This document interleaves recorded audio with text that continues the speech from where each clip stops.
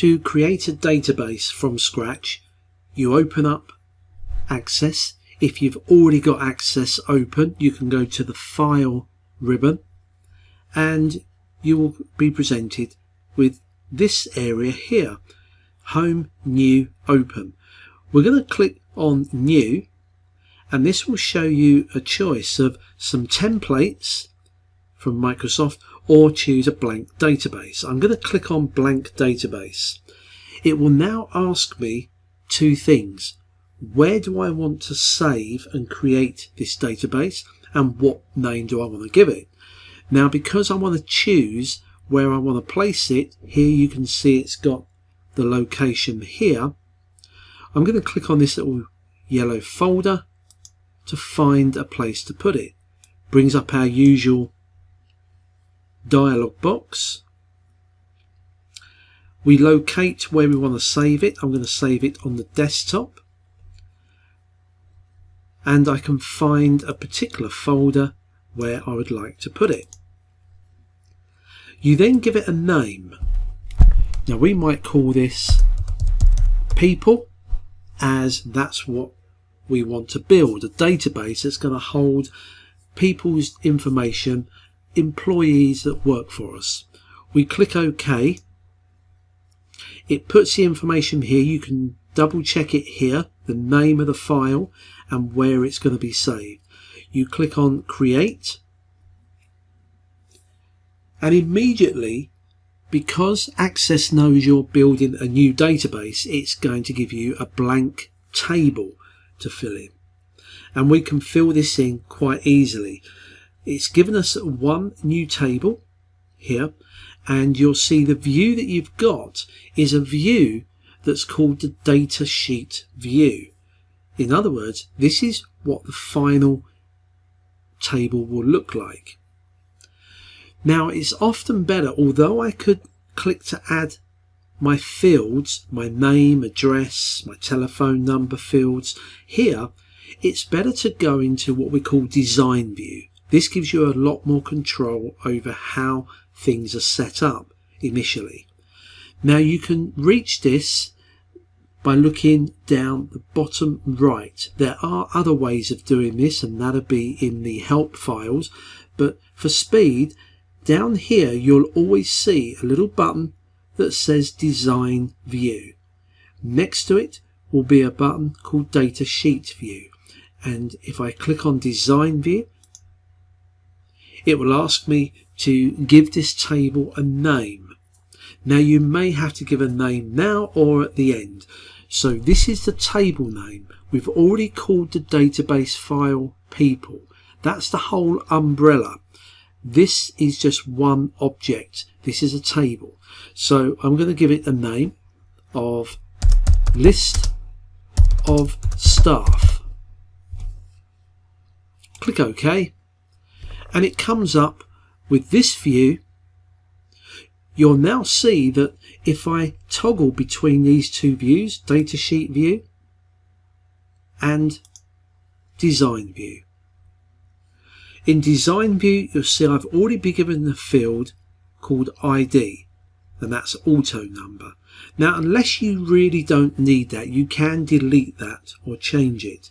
But remember, any fields that you put in here, you don't have to see on any printouts or on screen. They're optional. So we'll leave this ID. It's set to what's called a data type, auto number. We'll explain those in a moment. But first of all, we'll add some fields. If you look in this first column, it's got field name. We'll put in here, we want to store their first name. We can move down to the next one and do their surname. Come down. We can do their date of birth. I'll abbreviate that. We'll then do their gender. Then we'll do their address.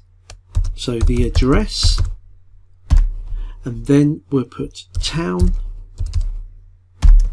county and postcode. We'll also put which department they work for, and what their salary will be. So the field list here will contain every piece of information you would like to store about a person, a product, an order, or anything you like. If you're building a database to hold your CD collection, you might want to put field names such as the title of the CD, the artist, maybe which record label it's on, maybe a picture of the cover, and things like that. Here we've got all the fields. You can see you can put in as many as you like. In the second column, you'll notice apart from the first one, which is set to auto number, they're all set to short text.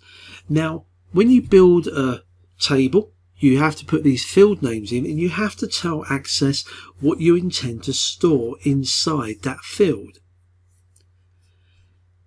Short text means you can store anything off the keyboard, numbers, text, symbols, up to 255 characters. Now for the first name and surname, that would be fine. We then get to date of birth. Now I want to store a date in there. If we take a look at the data type, and all you do is you click on that field, and you'll see it gives you a drop down combo box. When you click on that, it shows you all of the data types you can set. Now if you look down here, you'll see there is a date and time, and we can choose that one. Gender is going to hold whether or not they're male or female. In fact, we intend just to put an M or an F. The address will be fine. All of these, department and salary. Now, because a salary is going to be a number, then we will set that to either number, or we can set it to currency, which will have a symbol such as a pound or dollar sign or euro sign in front of it, and 2 decimal places. I'll set it to currency.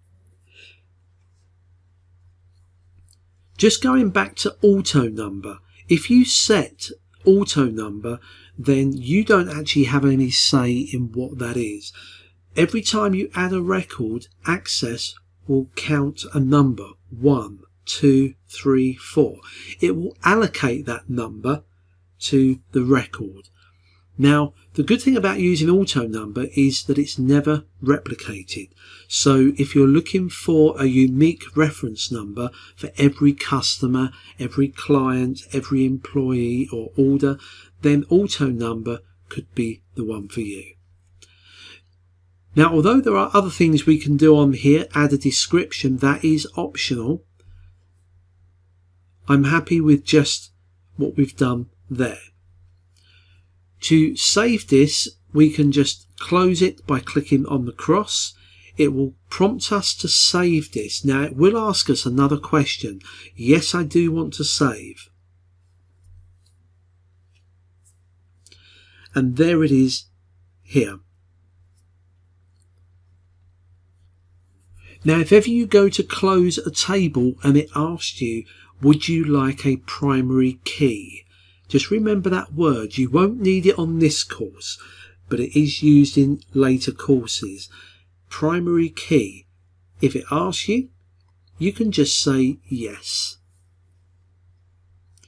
If you want to open up your table that you've just created, maybe you want to add some new records, you can just double click on this with your left mouse button.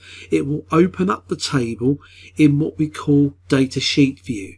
This is ideal if you're used to working in a spreadsheet such as Excel, because it actually looks very similar. It has these cells for each field, and it has your field names that you typed across the top, which are ideal as titles. So I can select the first cell, first name, and I can type a name in there. I can either hit enter on the keyboard or the tab key to jump to the next field. tab again, the date of birth. We can type in a date of birth.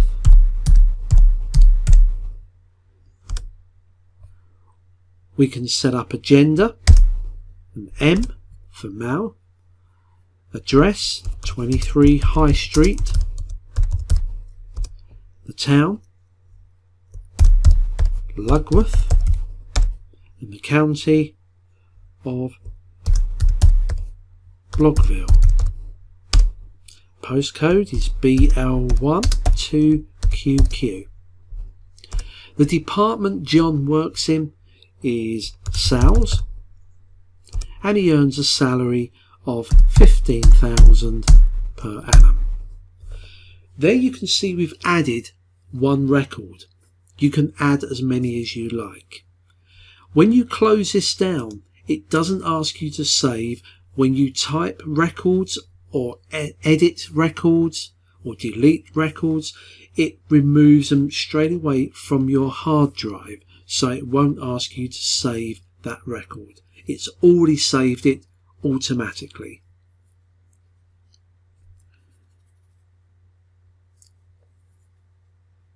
And that's creating a table to hold your raw data.